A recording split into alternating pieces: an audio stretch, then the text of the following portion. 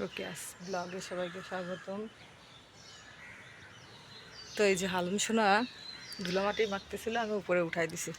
কি বলবো, মানে কালকে ও আমারে এত ভয় পাওয়া দিছে। কালকে ওইখান থেকে গেছে যায়, ও ভাবছে এরকম একটা খাই না, অল্প একটু খাইছে। পরে আমি একটু পরে ওষুধ খাওয়াই দিছি ওরা, জিঙ্ক ওষুধ খাওয়াই দেওয়ার মনে হয় 10-15 মিনিট পর থেকে 2-3বার বমি করলো। পেটে কিচ্ছু ছিল না।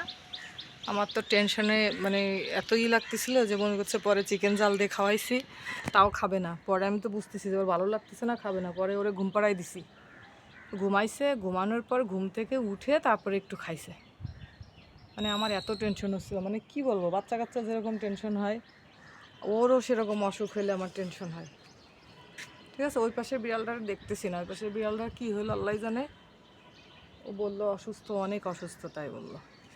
মানে ওরা ছেড়ে দিয়ে পালে তো, ওরা দেখি ঝড় বাতাসের সময়ও দেখে ঘুরে বেড়ায়। শীতকালেও দেখতাম যে অনেক শীতের ভিতরে ছাদে বসে আছে।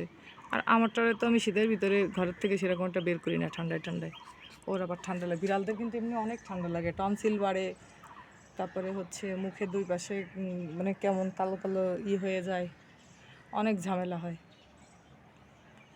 তো এইগুলো অবস্থা। আসলে হালুমকে দেখে অবশ্যই সবাই মাশাল্লাহ বলবেন। ওর অনেক নজর লাগে, ওর সুন্দর সুন্দর ভিডিও হইলে, ছবি উঠলেই ওর নজর লাগে। এটাই মানে আমার টেনশনের কারণ।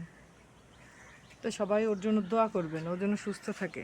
শোনা, একটু নামে হাঁটু হাঁটু করো, ধুলাবালি মাখো না।